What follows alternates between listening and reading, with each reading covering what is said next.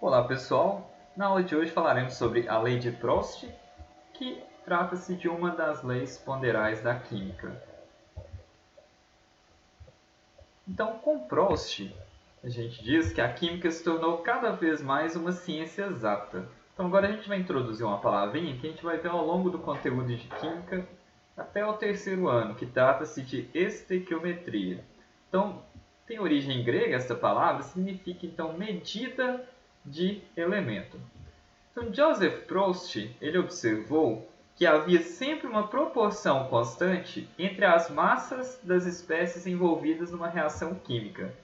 Então, a lei de Prost, como ficou estabelecida essa observação dele, juntamente à lei de proporção das massas de Lavoisier e outras que estudaremos mais para frente, compõem as demais leis ponderais da química.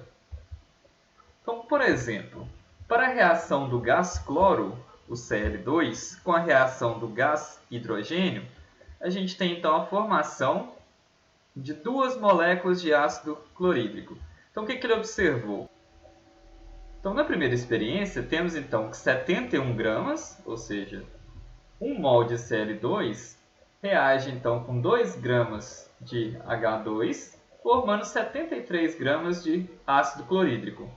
Então, se eu dobro a massa desses reagentes, então basicamente eu vou observar o quê? A mesma proporção entre esses reagentes foi respeitada, então tem a mesma proporção formada de produto. Na terceira experiência, eu já tenho então este fator multiplicado por 3. Então, o que eu observo aqui? Que se eu multiplicar por 3 também, a quantidade de H2, eu vou ter novamente respeitada a formação de 3 vezes mais da substância ácido clorídrico, né, HCl. Então, Prost observou que as substâncias reagiam entre si em uma proporção fixa de massas. Então, o que seria isso? Se eu tivesse aqui 71 gramas de Cl2 reagindo com 2 gramas de H2, então formam 73 gramas de ácido clorídrico. Se fossem 71 gramas de Cl2 e 4 gramas de H2, apenas 2 gramas de H2 reagiriam. Então, assim, sobrariam 2 gramas sem reagir quimicamente. Então, os coeficientes estequiométricos são os números antes das fórmulas químicas que fornecem para a gente qual que é a proporção de reagentes e produtos em uma reação química. Então, muitas vezes, para determinar qual que é a proporção correta entre reagentes e produtos, temos que balancear as equações, ou seja, deduzir matematicamente quantos mols que a gente tem de determinado reagente e determinado produto. Lembrando, então, que a matéria ela não é criada nem destruída numa reação química. Então, a gente tem a interconversão de uma substância em outra. Ou seja, a mesma quantidade de carbono que eu tenho antes da reação química vai ser a quantidade de carbono que eu tenho depois daquela reação química. A gente não tem transmutação, a gente não tem alteração nas reações químicas comuns. Então, a gente tem que sempre ficar atento para conservar os elementos químicos no final de uma reação química. Então, por exemplo, o gás metano, CH4, ele reage com oxigênio. Então, aqui a gente tem uma reação de combustão, formando então CO2 mais água. Então, essa reação química aqui ela não está balanceada. A gente tem aqui um átomo de carbono, um átomo de carbono. O carbono está ok. 4 átomos de hidrogênio nos reagentes, porém nos produtos tem apenas 2. E de oxigênio eu tenho 2 oxigênios nos reagentes e 3 oxigênios nos produtos. Então não está balanceada essa equação química. Como eu sei que em uma reação química a massa vai ser conservada, então a massa dos reagentes tem que ser igual à massa dos produtos. E eu sei também que não ocorreu nenhuma transformação de elementos químicos. Então, assim, eu tenho que ter a mesma quantidade de um determinado elemento antes e após da reação química. Então, dessa forma, Se eu multiplicar o O2 aqui por 2, agora eu tenho 4 oxigênios aqui antes da reação química.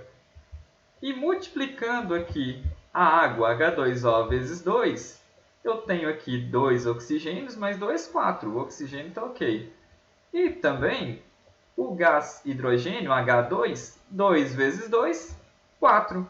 Então, assim, eu consigo balancear essa equação, conservando, então, a massa e os elementos químicos que partiram, então, na formação dos produtos a partir dos reagentes.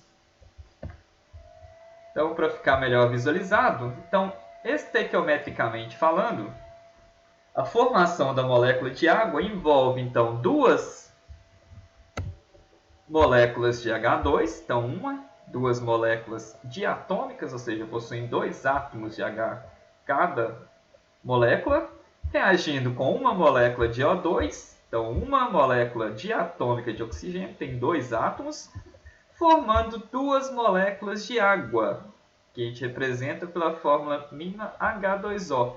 Então, 2 moléculas de água.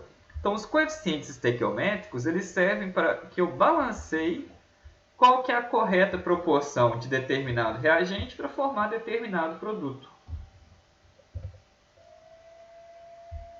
Então, pela lei da conservação da massa, sabemos que a matéria ela não pode ser perdida em nenhuma reação química. Então, assim, dessa forma, para eu saber, né, se os coeficientes estequiométricos estão corretos, ou seja, a proporção entre um reagente e outro, formando a proporção de um produto e outro, eu posso observar primeiro pela conservação da massa, ou seja, soma a massa aqui dos reagentes e soma a massa dos produtos, veja se está corretinho, balanceado em termos de massa, e depois confirmo aqui pelos átomos constituintes.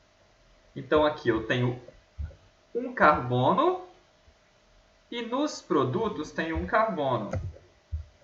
Hidrogênio eu tenho 4 nos reagentes e 2 vezes 2, 4 nos produtos. E oxigênio eu tenho 2 vezes 2, 4 nos reagentes e mais 2 mais 2, 4 oxigênio nos produtos. Então, dessa forma, essa equação ela está balanceada desde acordo com a lei de Lavoisier, assim como a lei de Prost. Então, eu tenho uma equação química balanceada estequiometricamente.